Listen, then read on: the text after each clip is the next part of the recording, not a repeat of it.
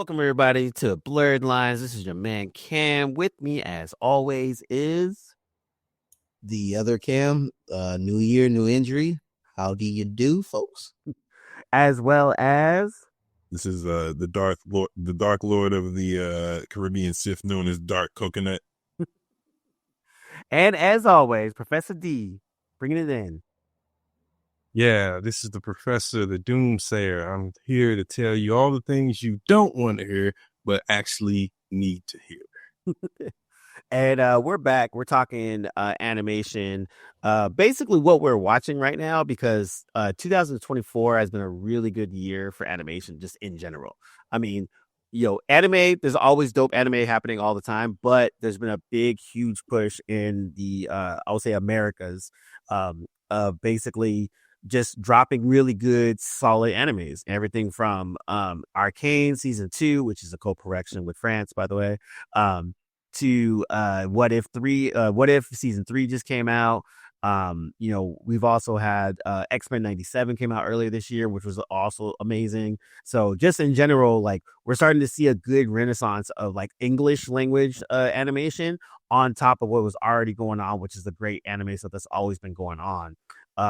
But to first start it off, I would say the first thing we can talk about is actually, you know what? I'll talk about it. First thing we'll talk about will be Secret Level, which was an anthology show on Amazon based around video game properties.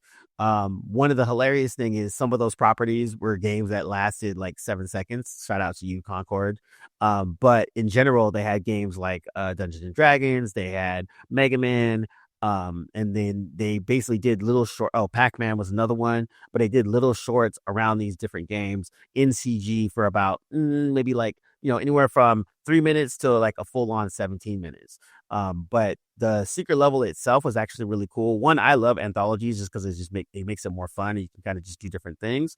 But also, I thought they did a good job of taking these different types of games and then breathing in new life in. And so, for me, like, Mega Man was really dope. Seafood was really, really cool. Armored Core with the guest appearance cameo by Keanu Reeves was really, really, really dope. And you got to see some really cool things about basically what these creators took these IPs and then to try to do some different stuff into it. So Secret Level is definitely like one of the ones that I like this much, just this year, just in general. Like, there's some are better than others, but in overall, it was actually really, really cool. Did you guys watch Secret Level? I know some of you guys did, not everybody did, but if you did, Cam, tap in a little bit.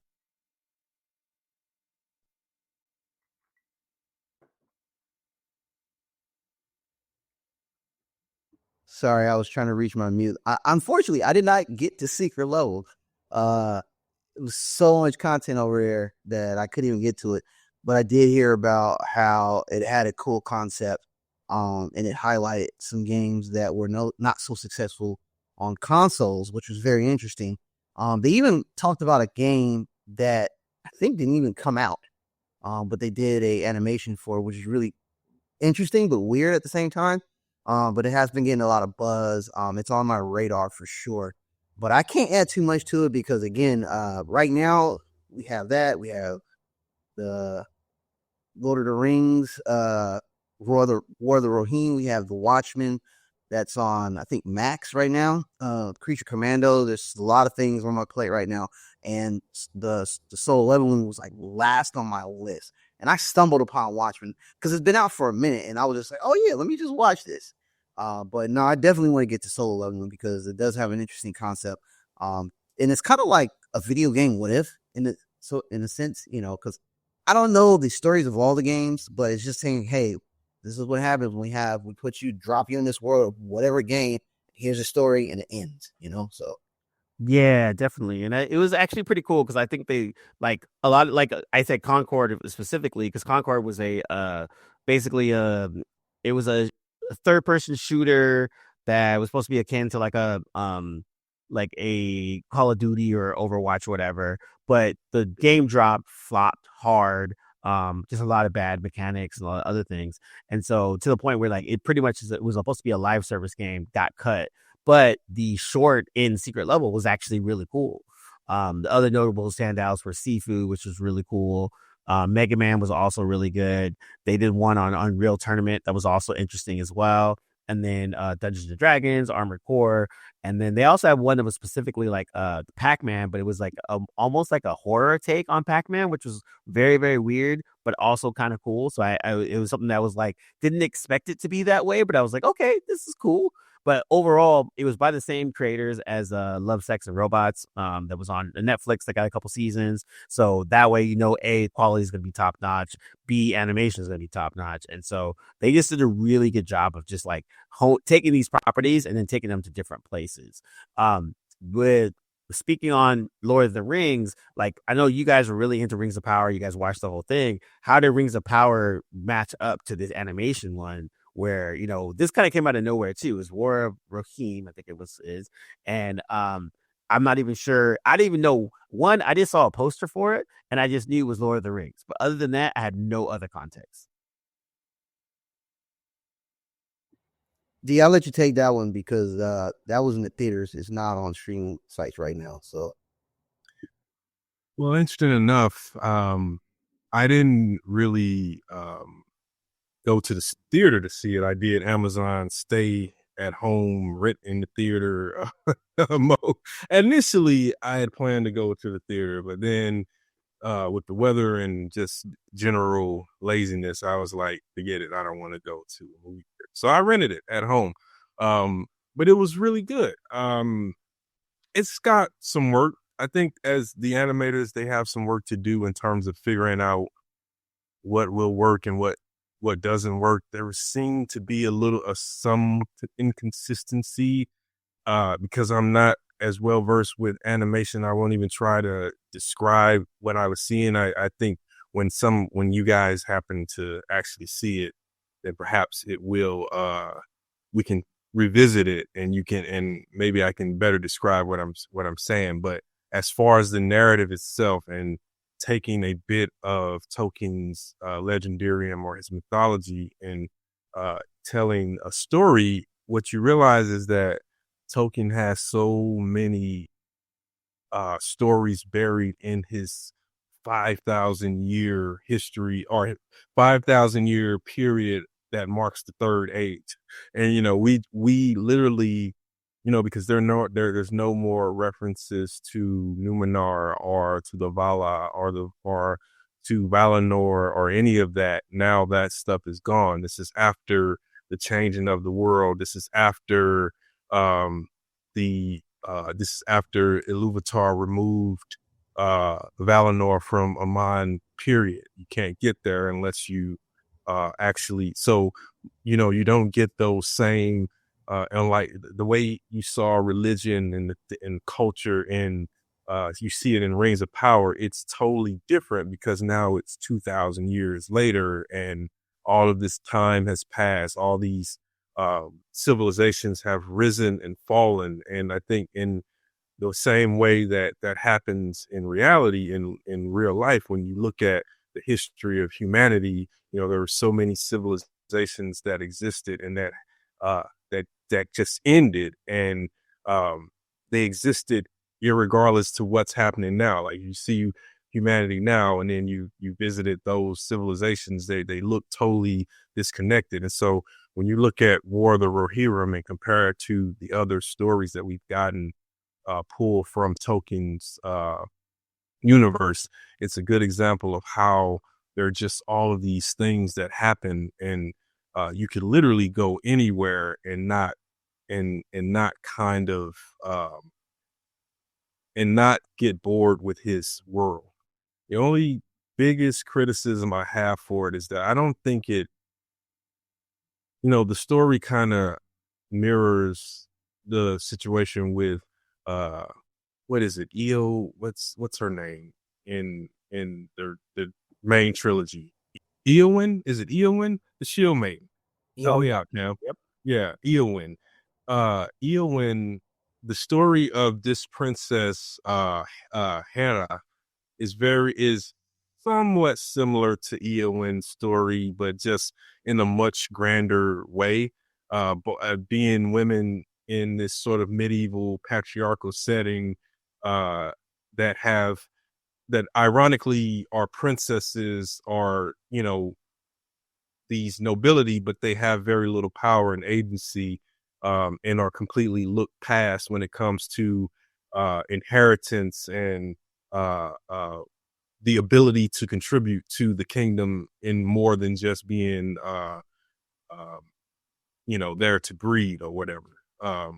So that part, I don't know if they gave us any more. And then the actress who played Eowyn in the original trilogy, um, she did the voiceover for the narration as Eowyn, um, but obviously speaking from the future, telling the story of Hannah and the War of the Rohirrim. But it's a good animated feature. A little long because it is over 2 hours, which is a big kind of adjustment if you have watched a lot of animated features, especially the ones in America. They're usually at most 90 minutes, at most an hour and 45 minutes. Yeah, We are talking about Lord of the Rings, though. that's another point. That's a good point. We are talking about Tolkien and we are talking about Lord of the Rings. And here's what I'll say. They used the runtime well. There was not a time where a period as I watched between each act where I was like, this is boring. I'm waiting on will you just get, or I didn't, as I always say, there was never a time where I looked at either my watch, the clock on my phone, or pause to see where it was in the runtime because I was ready to move on. That didn't happen. So in that regard, I think once again you have another successful animated feature from Warner Brothers Animation. I don't know if they needed a theatrical release. I think that was audacious, and I don't know if it paid off, but I haven't looked at the returns, and it was released during the holiday. So, yeah, with that regard, I don't know if the production was or the distribution was smart, but it's a good, solid animated feature. A few questions before we kind of wrap this up.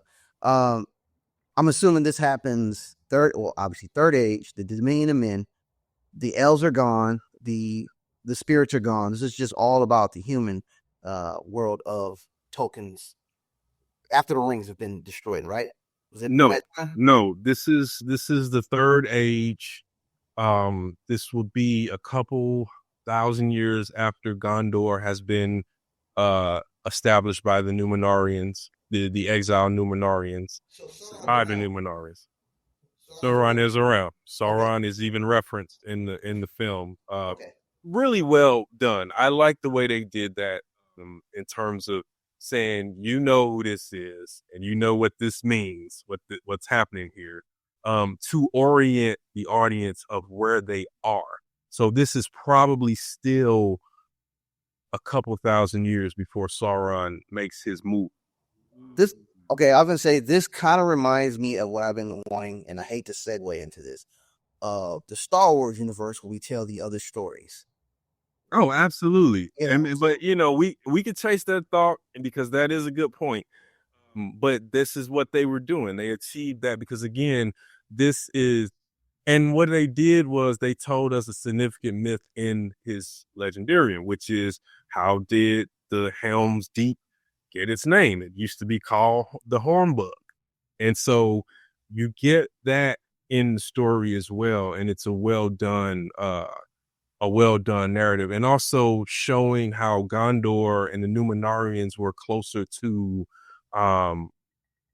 the English medieval, you know, and the Rohirrim are more inspired by the Norse, the Vikings, and Scandinavian iconography. They don't have a big castle or keep. They have the long haul, similar to Viking culture. So that also was more on display, and how that was different, and how the Rohirrim were, seen as subordinates to Gondor, and when they need help, they always called on Gondor, but Helm sort of became this stalwart. It was like, whatever, we don't need to always call Gondor when we can solve our own problems. And that's sort of the crust of what kicks the narrative into high gear. So again, very good use of Tolkien's Legendarium.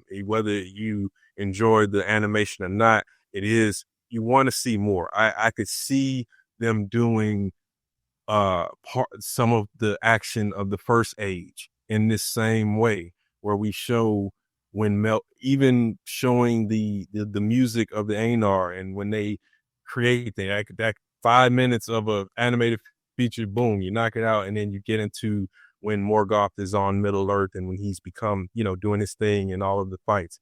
If they follow that track, they'll be just fine.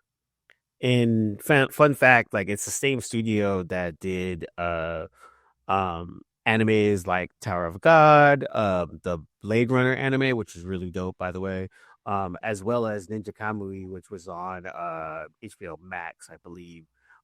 Which I do believe that's Cam approved, is it not? It's stylized, super dope. Story, but overall, it's good. It was good. Let me interrupt real quick. We're talking about Ninja Kamui? Yeah. Yes.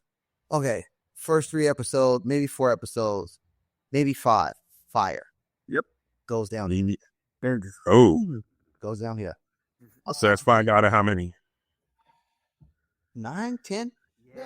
Just watch it. Just watch it. No, just watch it. Because the animation was amazing.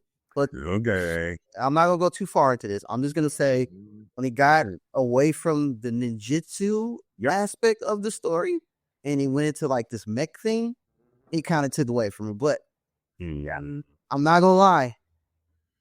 I'll even for 6. No, it's worth a watch. It's worth it. It's not bad. Just that I was like, I stopped caring in the last 2 episodes. And it's a full 13 episodes. Like those first, Cam's right, 4 to 6, depending on, super dope.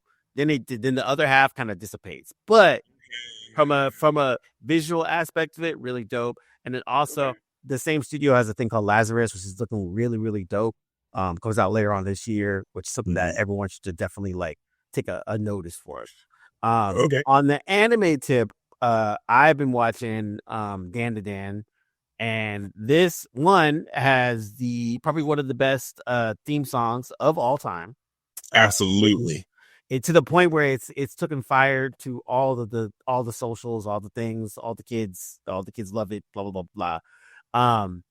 Dan to Dan it's hard to explain what it is, but it's a mix of sci-fi, fantasy, action, comedy, romance, horror with a sprinkle of like teenage angst.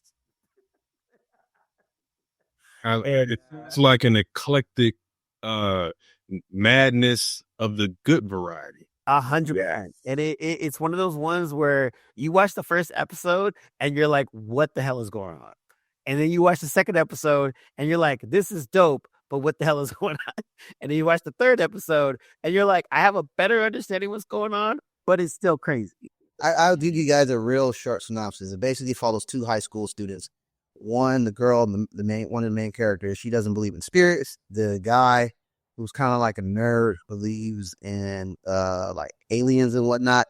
And they both put themselves in a situation where they go try to prove each other wrong, where the girl goes into like a haunted place. The other guy goes into a place where he gets possessed by evil spirit. They both unlock powers, and then they fight all of these supernatural, psychic, kinetic ability characters. And you just follow them. And as they interact with other students, they also unlock their powers. It's very ridiculous, but it's very dope. Very fun story.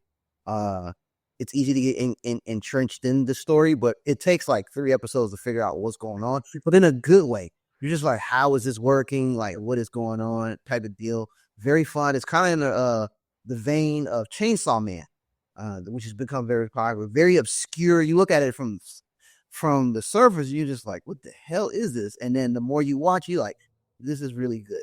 Yeah. And the thing about it is, go ahead. Sorry. The thing about it is it also takes on different art styles as you go through.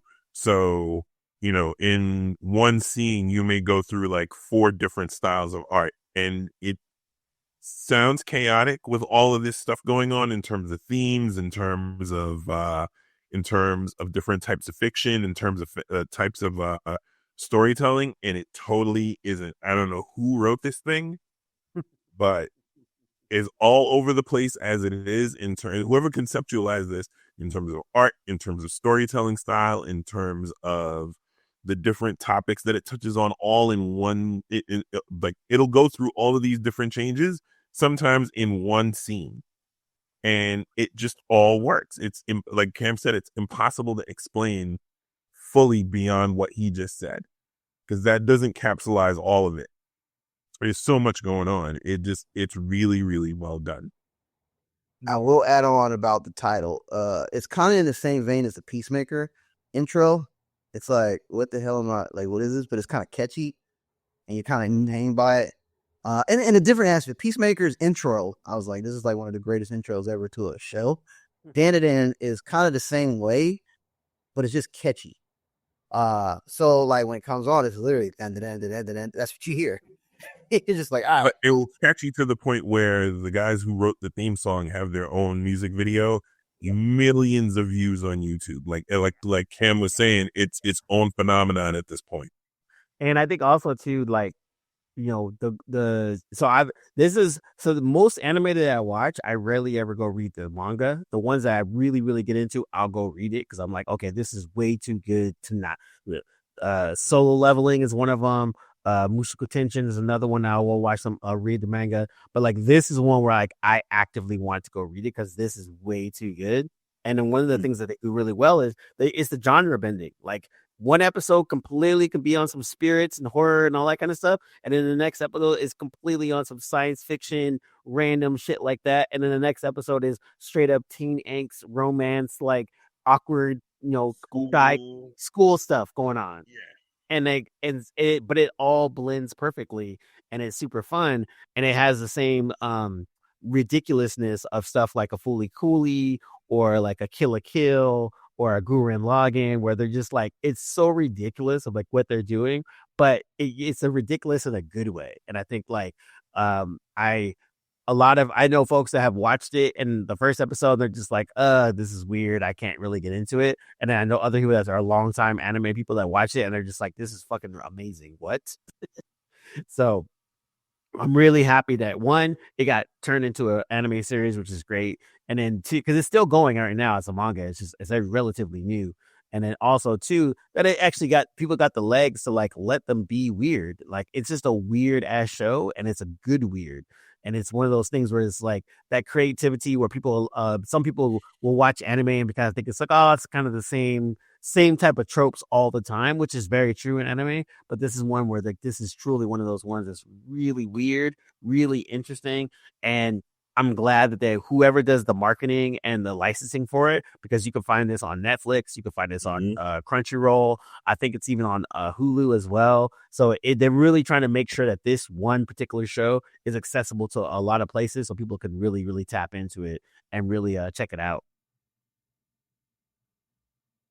The other one I was looking at, and you know, as everyone knows, we are all Trekkies here, and as Trekkies, we do watch all Trek shows. And one of the ones that, and I give credit to Josh about this, is Star Trek Prodigy, which is a Nickelodeon show. Which I was just like, why do I need to watch a kid show again? But he was like, no, you should watch it because it's kind of good. And I was like, okay. So I checked it out. First season, fire, really dope. Good kid situations, but a good tie-in to like Voyager. Essentially, basically became a Voyager extended season, if you want to put it that way. And it had a lot of heart, had a lot of good Voyager sequel, if you will. Yeah, Voyager sequel. And it brought back Cap Admiral Janeway. Salute to her, and she got good voice credits. And so that first season was really good. Unfortunately, it got canceled unceremoniously, and we're kind of like, oh, we're sad, this sucks, blah, blah, blah, blah. Somehow, some way, in the shuffle of all the Paramount crap, it got renewed for a second season, which premiered in France for some strange reason. And then later on, 6 months later, got dumped onto Paramount Plus and Netflix, full season 2. like out No, of just nowhere. Netflix. Just Yeah, Netflix. just on Netflix. And so then I remember I literally just like happened to see it because I was just curious about it. And I was just like, wait, a whole season is back on Netflix for no reason. So, anyways, Star Trek Prodigy dropped in 100% of a spiritual sequel to Voyager, and 100% knocks out the park. Has all the heart of what you would expect from Star Trek, a lot of the good tissue that you enjoy from the sci-fi aspect of it, bringing in lovable characters that you like from Voyager and bringing them in and making it make sense of why they're there and all that kind of stuff. And then on the third thing too is, again, we always talk about this before. We really enjoy when people take IPs and put them in different types of formats and media and to expand it. We just talked about how Lord of the Rings had an anime that was really good and expanded that world. And in this and Star Trek, same thing, where like this shouldn't work as well as it does, and it just really works. Like you truly feel like you're watching a Star Trek episode, live action, the same type of stakes. They bring in good cameos like Chakotay. Will Wheaton comes in with his his Crusher. You have Janeway, of course, and then just all these little bits and pieces they bring in from a Star Trek lore that just really hose it in. That as a Star Trek fan, I felt really like happy about watching this and investing time into this quote unquote kid show, and that really fit nicely within the lore of Star Trek Voyager. You know what it kind of reminded me of is similarly, you had said something about Rebels, when how Rebels was looked at as a kid show, and then until people actually watched and they saw, oh, this show has real storytelling stakes. This isn't everybody wins and go home happy at the end of the day type of storytelling. There's actually some consequential narration here. And I think that's sort of how I saw Prodigy after fashion, because initially we all had the same reaction. Star Trek animated on Nickelodeon, who cares? Yep. But it almost felt irreverent, right? But then Josh, as usual, dove into it and it's like, no, it's not what you think. It's marketed that way, but it's not, it's sort of a kind of hook you in, but there's something there for Trekkies of old to enjoy, along with probably introducing a new generation to Trek with that lineage of connecting Voyager as well. Apparently that was the plan with the show. The whole point of the series was to try to get it to plug in basically another generation of there's that phrase, next generation, another generation of younger viewers to continue on the viewership and the sort of community of Trek beyond us 40 and 50-year-olds who grew up on it, grew up on the original series, the animated series. We still have bedtimes when Star Trek Next Generation debuted. Like, it's been around for a while, so it stands to reason and is a smart play. If they got even a little bit, even a few kids, relatively speaking, a few thousand new kids to watch, and those kids stick with Trek, or they have curiosity about the larger Star Trek universe, mission accomplished. And I think if I'd be willing to wager, if it snagged us, it probably snagged kids in all likelihood. Yeah, definitely. And it got a good, they did a good job of balancing, again, going back to Rebels as well, where it's like, it's a quote unquote kid show, but they have adult themes. And so both two people can watch it from a younger age or an older age and still get something out of it. And I think Prodigy accomplished that really well. By, like I said, if you never watched Star Trek and you only watch that show, you'd be like, oh, these are interesting characters. I want to know what's going on. This is a cool story arc. Or if you know anything about Star Trek lore, you're super invested in like, oh shoot, there's Crusher, oh there's Chakotay, oh there's freaking Janeway, those types of things. And then much in the same vein, Lower Decks finished up their series, and quite possibly one of my favorite just Star Trek things in general. And part of the reason is, one, Lower Decks is just super nerdy in their Star Trek lore. Two, it's really funny and irreverent, and they just enjoy the the playground that they're in. And then 3, they just have a lot of fun. Like one of my favorite episodes is not even in Lower Decks, it's actually in Strange New Worlds.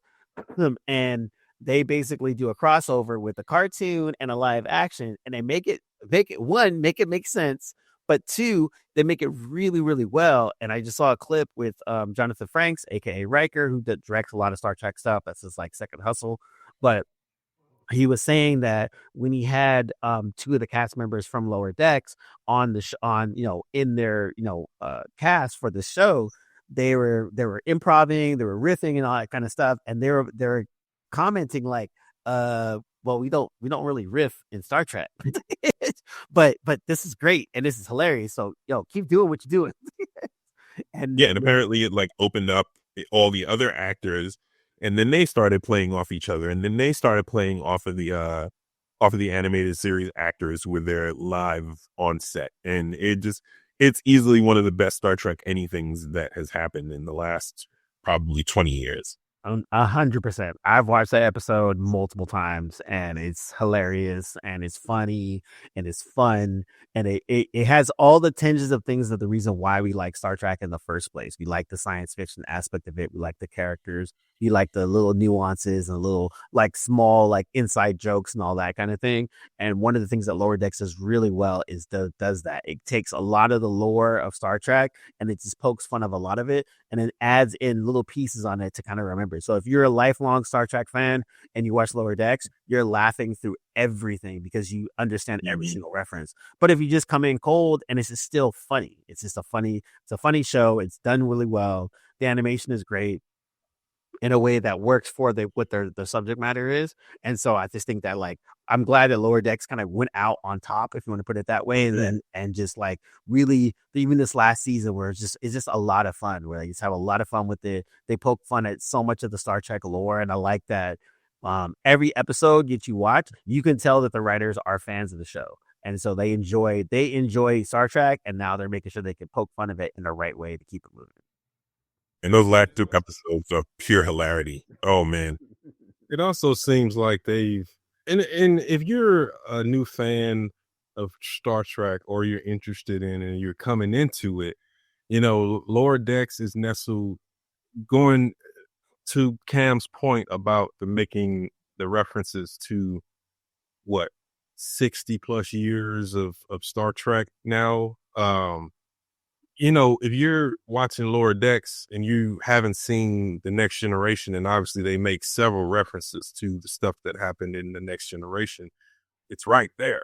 You could just go right out of the Lower Decks cell and go right to the Next Generation cell and chase that rabbit hole. And I think that's the sort of uniqueness of the streaming generation, is that, unlike for all of us, when we were growing up, we had to wait or fish out access to it, wait for it to come on TV or go to the movies and see it, and then wait for and hopefully have the money to buy a VHS or a DVD when that happened. But now you can just kind of get into, and that's why I think Star Trek took advantage of that better than Star Wars has, in terms of, here's what we have. Here's some new stuff. Go for it. Everybody kind of see what it is. As much as I've criticized Discovery in the past, I give them credit for trying something different. That's the only thing I give them credit for. The execution wasn't great, but they did try something different. They tried to do something new within the mythology, as well as continue to push the mythology. And the success is that they added some memorable characters, but we'll forget about most of the storytelling aside from the first 2 seasons. But Star Wars, I think, is struggling with that in terms of everything is there. This generation could be gobbling it up, as well as and demanding new things. But when I talk to members of the new generation and I'm like, hey, have you checked out The Mandalorian? They're like, nope. And The Mandalorian is, to me, one of the best. It's a really good hero's journey, and a good aspect. I mean, I'm biased because outside of the Jedi and the Sith, well, the Sith and Jedi in that order, I love the Mandalorians. Ever since I played the Knights of the Old Republic years ago, the Mandalorians have been my favorite, which is why I was at first disappointed that the Mandalorian TV show was not set in the Old Republic during the height of Mandalore. But after it had been destroyed and all that stuff in the boring Skywalker saga. But anyway. Yeah, exactly. And I think that, the good thing that both Lord X and Prodigy does is they continue the overall world building that's already set. And like I said, like Lord X is set right between basically Next Generation and Voyager, essentially.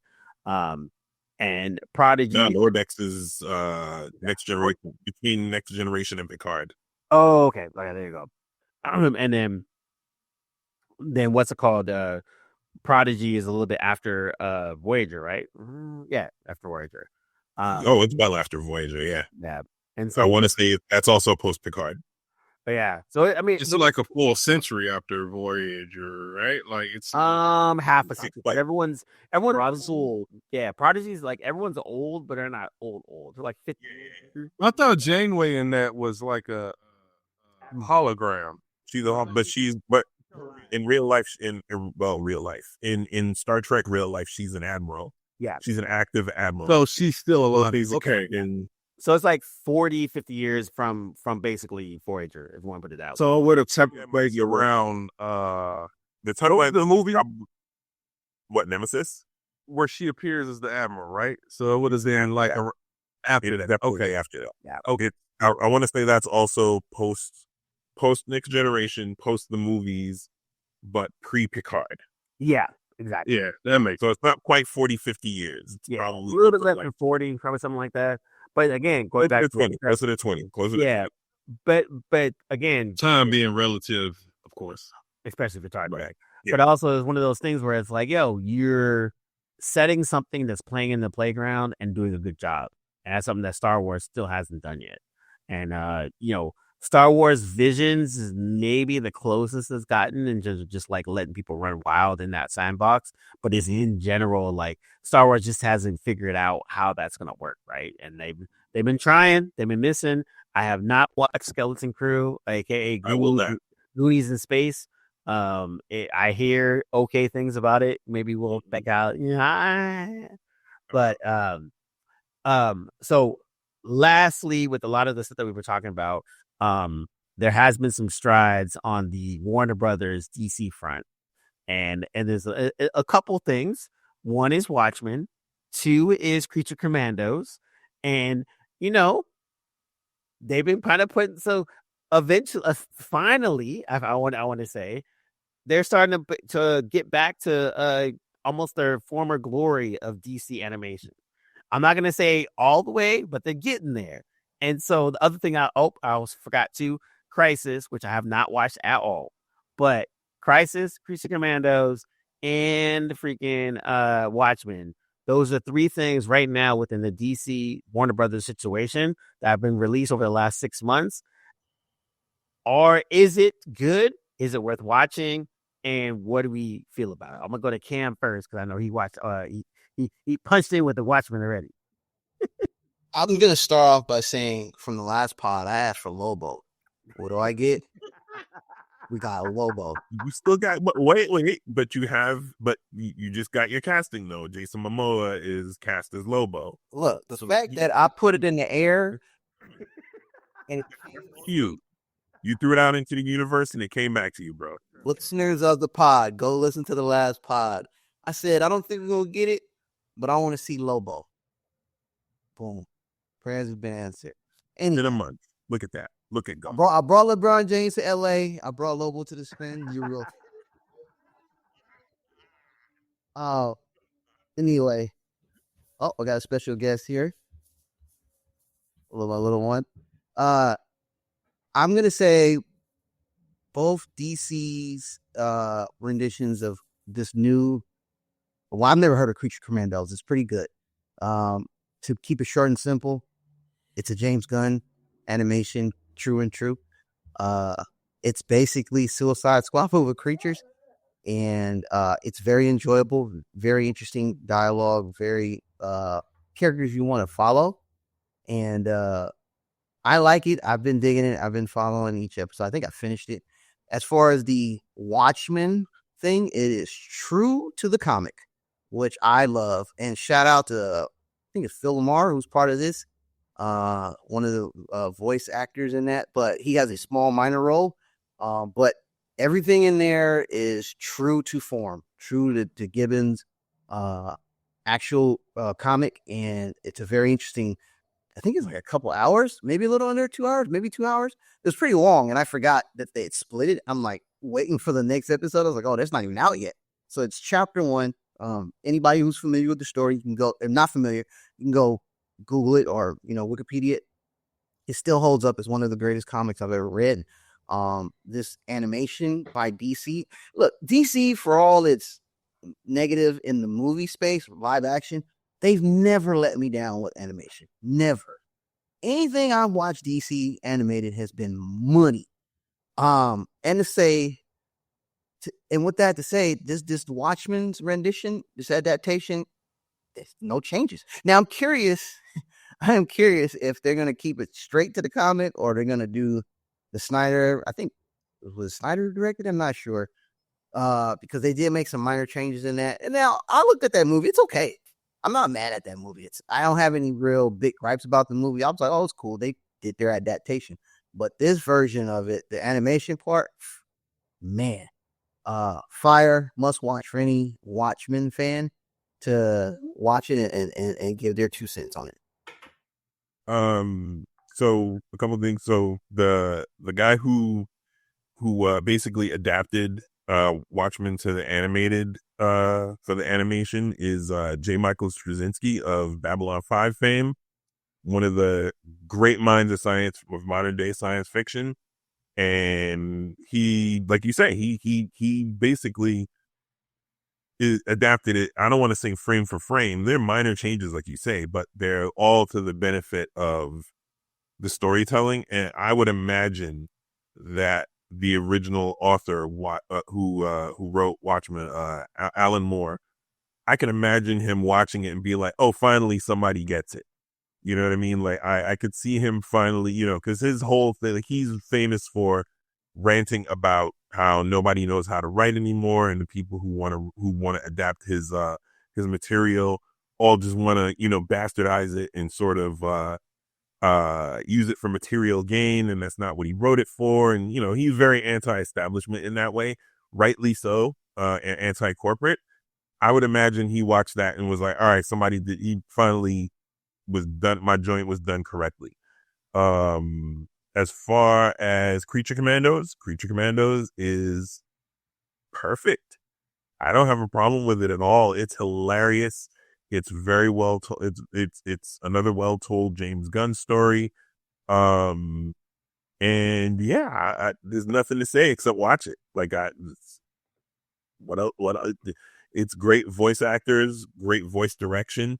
And what was the third one, Cam? What was the other one? What was it?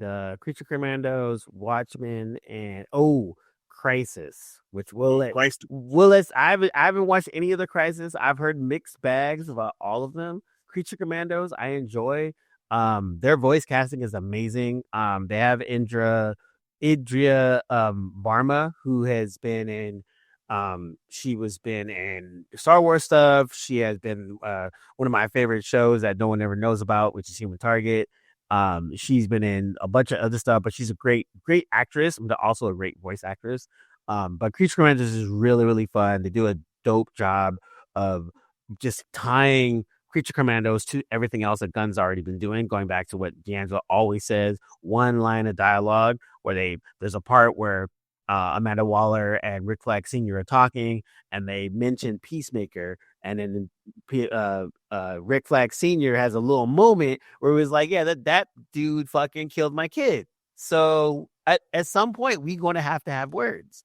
And that little, like literally it was like a 3-second thing, but that ties everything back to Peacemaker and the Suicide Squad. And so it's so interesting where it's like, again, going back to small things like that, where it's like you have a cartoon that references two shows, a movie and a show with one line of dialogue, seamless and easy, and then they move on from there, and you have a whole Rick Flag Senior story. So I think that's the thing where we can really go back, where it's like Gunn's having a lot of fun playing with the different types of mediums of having movies, having TV, having animation, and being able to tell the stories that he wants to tell with all these different characters. And I think this is the part where he will succeed, where Snyder kind of failed in that respect, where he's like, I'm going to tell these different stories in these different mediums from a large scale to a small scale, and it'll still fit and still work. And I think that's the part where I think Gunn's going to be really adept at that. For Crisis, I'm going to go to D because he's actually watched it, and you can kind of give your kind of a 2 cents on those ones. Yeah, for sure. And just to say about the other two, Creature Commandos, Watchmen, I largely agree with what's been said. I would say with Watchmen, there's not much to say to that because it is sort of a literal adaptation.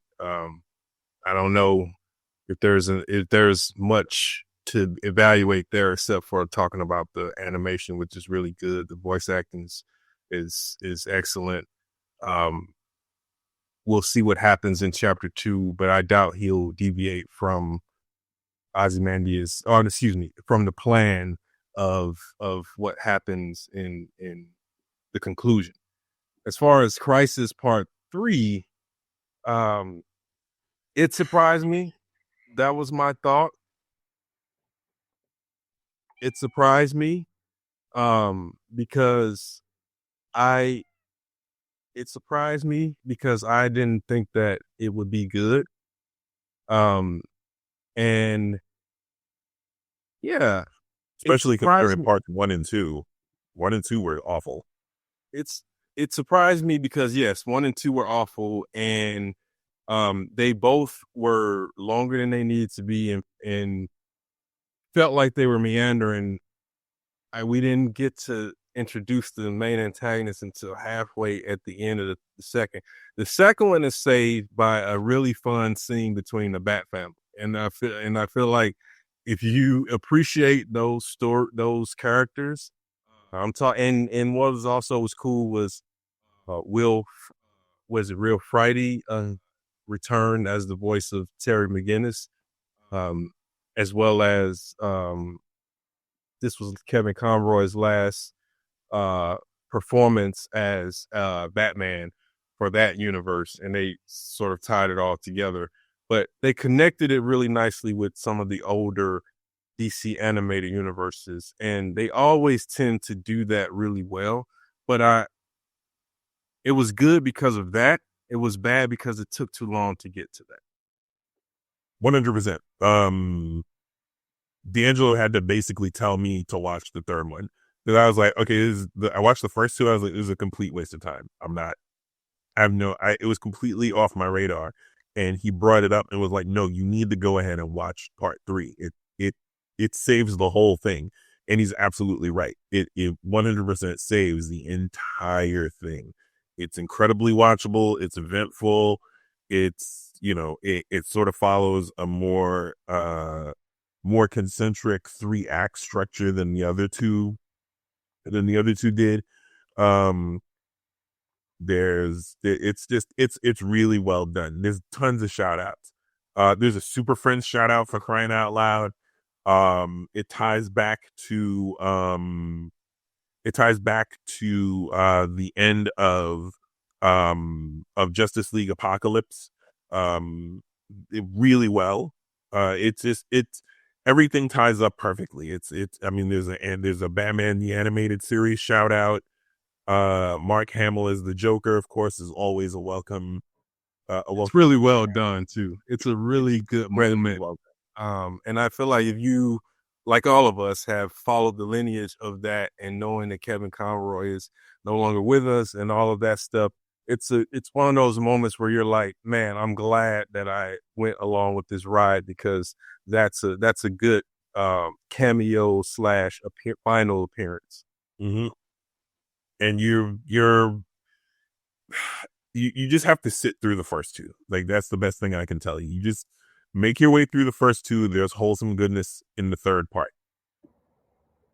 And I would say, really quick, the second one, again, it's saved in the third act because it ups the stakes are finally real. You understand what's really at stake.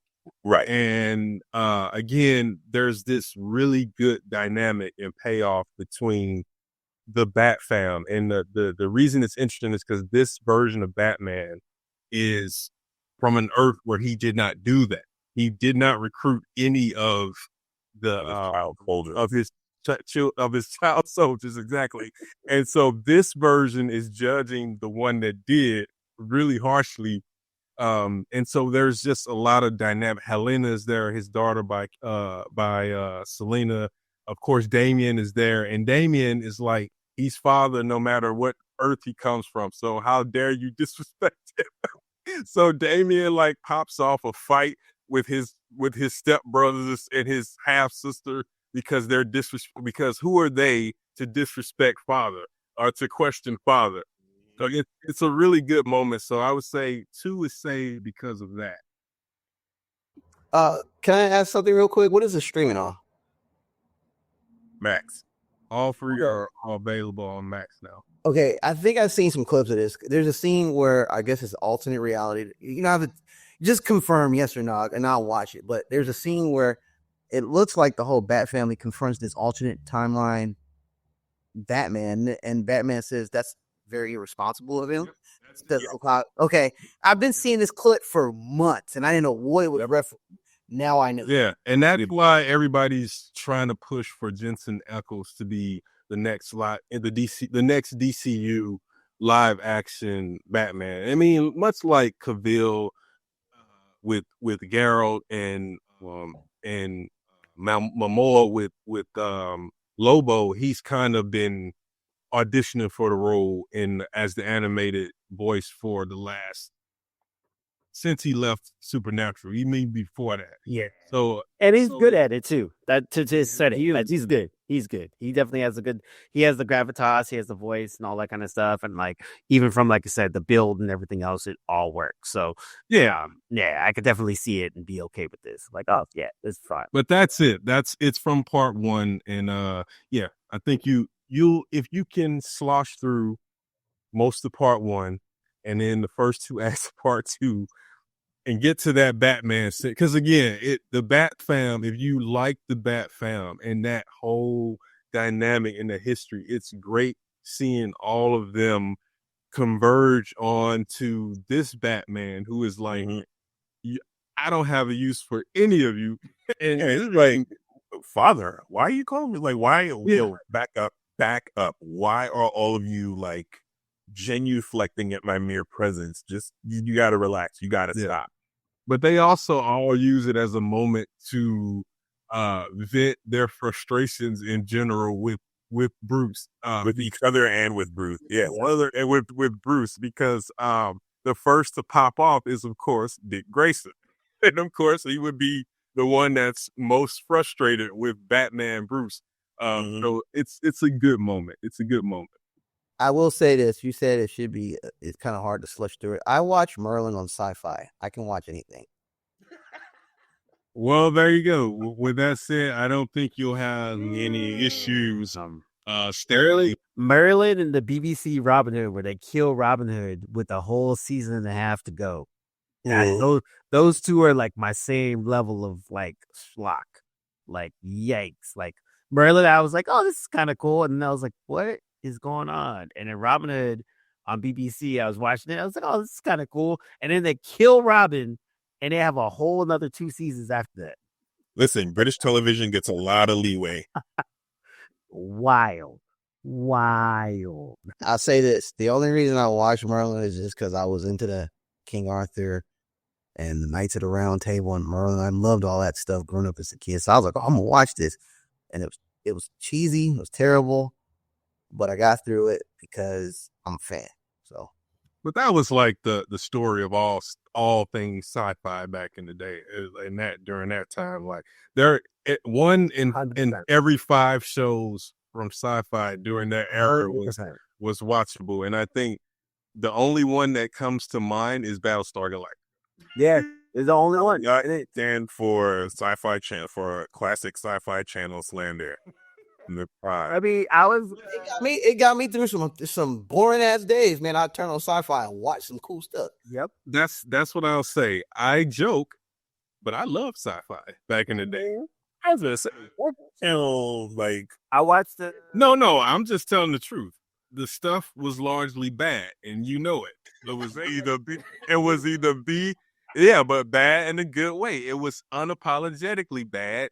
I mean, there was movies called Python. Sharknado is what emerged from the end of Red Era.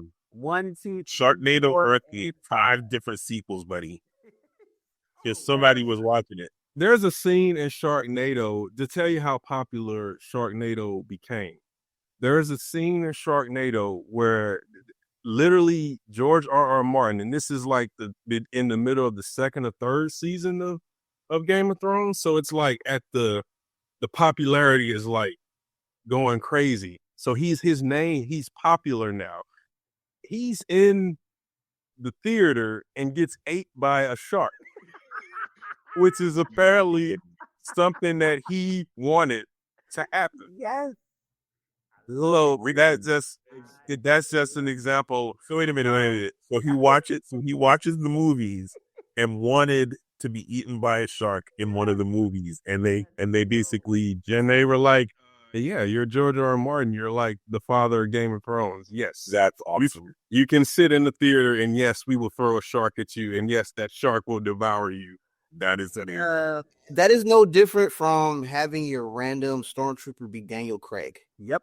100%. Oh yeah, or in Game of Thrones, Rob McElhenney, who is Mac in It's Always Sunny and also the creator of It's Always Sunny, is one of the Unsullied in one of the episodes of Game of Thrones when they first introduced the Unsullied. Because there's an episode of Sunny, Benioff and Weiss have written several episodes they're fans, so they found out. The Game of Thrones writers found out that the It's Always Sunny writers were huge fans and vice versa, and they started working. So there is an entire episode where both Weiss and Benioff appear on camera in It's Always Sunny as lifeguards at a water park who don't give a shit. It's like, which is like, again, it's and this is the same in Westworld. There's a scene in the 3rd or 4th season of Westworld where literally Benioff or Weiss they have one of the behavior pads and they're literally working with Drogon, and one of the like, it's literally Drogon. One of the parks. And one of the parks, one of the behavior texts, and if you look, it's Weiss and Benioff. And I think that's the things that I like the most, where you get those crossovers where people are just generally fans of the show. And like recently they had Abbott Elementary had their crossover with Always Sunny, and literally, one, there's no reason that show should cross Always Sunny. Except they're both in Philly. Exactly. But at the same time, they both like each other's shows, and they're just like, yo, how can we make this happen? So we don't make it happen. And those are those things where I'm like, I think that's amazing, because you need more of those collaborations on the creative front, but also just to show from a solidarity aspect of it. It's just like, yo, man, we're all in the same game. We enjoy each other's works, and it's a good thing that we can cross over and talk to each other and be like, yo, I really like your show. How can I figure out a way to put those two teams together and to make those cameos, make those silliness and all that kind of stuff. And continue to show the power of why you go with creators first. You go with creators first, and you have someone figuring out the money, but let the creators run wild, because then you get things like this. I think I was showing Josh, Guillermo del Toro appears in It's Always Sunny in Philadelphia as the Poppy McPoyle character.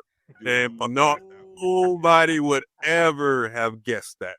I did not guess that until I was watching something and they were like, oh yeah. And I think it was he was talking about it or whatever. But and so for those of you who don't know or aren't familiar with It's Always Sunny, there's a group of characters called the McPoyle family. The McPoyle family are supposed to be like inbred, like literally they hint that yeah, like they're Philly hillbillies where they're like having sex with each other and like all that stuff. So Poppy McPoyle is introduced as the patriarch of this weird inbred family, and that character appears like 2 times, but he's Guillermo del Toro all dressed up in as like this old hillbilly and who spouts out nonsense. Like one of his famous things is he jumps up at a wedding and he's like, "Oh, McPoyle sprung from my loins. The baby was fully formed and he tried to eat me, but I ate him first. I ate him first." And so it's very and then he storms out. And that's Guillermo del Toro type of plot story that you might find it where it's like that type of weirdness. So anyway, just to wrap it back to creators talking to each other and sharing that they're fans of each other's work, it produces amazing things like that. Yeah, it's great when it happens, and it's hilarious when it happens, and it's done correctly. And like you say, it's a good way for shows to sort of cross pollinate and show a certain level of affection and appreciation for each other's different work. Yeah, definitely. And I think at the end of the day, it's just like going back to what Dee said, it's like let creators be creators, and that will always elicit good stuff and then figure out the money on the back end. Because then that way you can allow for the creators to, like you said, cross pollinate, have conversations. It's even as silly as the last Deadpool Wolverine movie, where a lot of that is just dumbness. And they was just kind of like, "Hey, man, what are you doing? You want to do this thing? All right, I could do it." And literally making phone calls to get people into your movie, as And opposed it to became a big thing where you're getting all of this cool stuff. I love the Fox stuff at the end where it was all about celebrating these actors who have given their all to to bring these characters to life, for better or worse. A lot of it, the fans acknowledge it wasn't them. It was the people who were writing the story, the storytellers. So the fact that they gave us that acknowledgement, that's what the Marvel, I will always give them credit, and to an extension Disney, what they do best is they do serve the fan. When they really serve the fans, they serve the fans. yeah. And if you watch the BTS, the what is it, the Assembled series on Disney Plus, and you watch the behind the scenes making of for Deadpool and Wolverine, it's literally an extension of those those end credit blurbs where they have like outtakes from the Fox films. It's basically an extended, it's like the before, the middle, and the after of that. And basically just Ryan Reynolds going, I know he said he doesn't want to do it anymore, but screw what he wants, man. Like, I'm not like, that's not a thing. I'm gonna call him and see, and I'm gonna convince him to do it. And so he calls him, and he's like, "Hey, man, look, I know you said you're done, and I know you don't want to, you don't want your legacy to be just Wolverine. I know you have other things that you want to do, but I got this idea." And before he finished, he was like, "I bet." He was like, "Wait, what?" He was like, "Yeah, no. It's a good idea. I know I said I was finished, but I think if there's a good way to do it." And so immediately what sprung in Ryan Reynolds' brain was, if we're going to do it, we have to go back to Logan and that last scene at the burial ground. And so that's where Deadpool and Wolverine begins. And it's awesome. I bet the selling point was like, we're going to put you in that suit, brother, in that mask, and nobody's going to tell us no. That was his idea, apparently. Apparently, that was he was like, "Yo, if I do it, I have to." One of the things that has to happen is I got to be proper Wolverine, otherwise, there's no point. Yeah, and even he hadn't done. And even Wesley said the same thing. He was just like, "Yeah," he's like, literally, Ryan called me up. He was like, "Hey, man, trying to do this movie. So it's really on. And what I love about that is that he acknowledged, he was like, look, man, there's a lot of online faux tension between us and whatever. He addresses it very lightly, but he's like, yeah, listen, I'm doing this, that, and then dives into the Deadpool pitch. And he was like, I'm not doing nothing, sure. Well, I think, and I love that because that's an example of there may have been tension between them after Blade Trinity, but it was never rose to the level of what the world and the internet wanted it or thought it. I don't think anybody really ever thought Ryan Reynolds was the one who fomented or pushed all of that stuff. That was the studios. The studio wanted that movie to be a Ryan Reynolds vehicle. You're right. And Jessica Biel. Yeah, exactly. They wanted Ryan and Jessica to be, because, and again, if you think about it, they were the next big thing in terms of Hollywood's young folks. Wesley had been a star of the 80s and 90s, and so, but that didn't give the right to plant his film that's called Play him in his own film. Yeah, and he's the reason why people are there, and literally people came to see Wesley Snipes and Blade. So all that to say, good stuff with but that's once again shows what can happen when you allow creatives to be creative. Yeah, 100%. And I think that's the take that I would say with this new era of DC and what James Gunn is trying to do. We talked about this before, but they're giving him the license to kind of like figure out the connective tissue. And like you said, we had the casting of Lobo with Jason Momoa, which is, again, great casting. We've talked about this multiple times.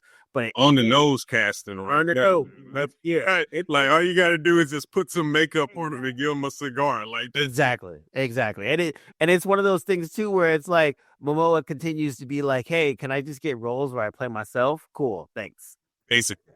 You could pay me $1 million to play myself. I'll do that. Yeah, exactly. And I think to Gunn's credit, I think each one of these small little pieces just builds to more when Superman drops. And when Superman the trailer dropped, we all kind of had the same reaction. We're like, oh shit, okay, this is cool.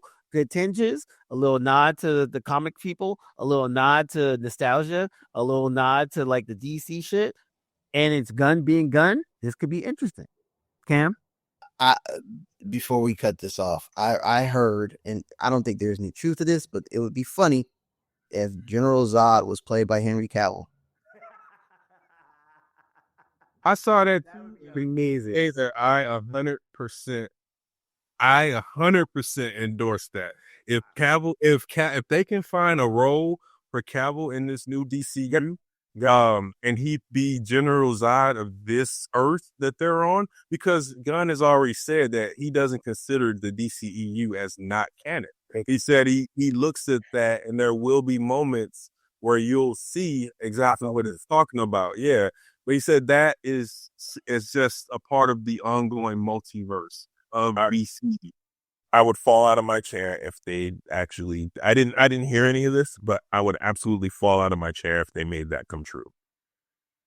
It would be perfect. It would be the perfect circle, 100%. Absolutely, and he. I think it would give him an opportunity to really flex his acting muscles. Not like the way a bad guy like that, like someone who is the opposite spectrum of the Superman Kryptonian. Like I can hear him uttering the line, the kneel before Zod line. Kneel before Zod. Like they should do it, but I mean, we put it in the air. Let's hope we got the Lobo. We'll just throw it in the air. 2 for 2. So if it's gonna happen, then Cam has to speak it into existence. I'm gonna mute my mic so you can do it. Please do. We shall all mute. So James Gunn, if you hear me, focus on me real quick. James Gunn, if you hear us, we need Henry Cavill as Zod, just to bring this full circle and have our moment and give some fan service. And this would be very awesome, very cool thing to do to Cavill, to the fans. And again, what D'Angelo said, to see your acting chops, because General Zod is that dude. So just putting out in the air right now. Cavill, Zod, make it happen. So it is written, so it shall be done. Exactly. Exactly. Honestly, Well, really quick. oh, go ahead. I just wanted to add to what Cam's saying to Mr. Gunn. In fact, I'm going to focus on myself for that. Listen, you kind of owe the man this. You guys bamboozled the guy, so give him that. I mean, because he could do it, and he's around. So, and we know that Zod is going to show up, even if he's not the main antagonist for a Superman story. But I think, yeah, give it to him. Let that man be Zod. And with that, I will leave it there. And once again, thanks everybody for watching and listening. Like and subscribe and all that good stuff. We're gonna be doing a lot more on the video tip, but also thank you for listening to all of us ramble about this dumbness. And we really appreciate it. We got a lot of good things coming up in 2025. So just overall, just wanted to say thank you. And yeah, man, this is Blerdlines, and we out, man. Peace. One more thought. Nobody better not say Happy New Year to me. It's the 5th.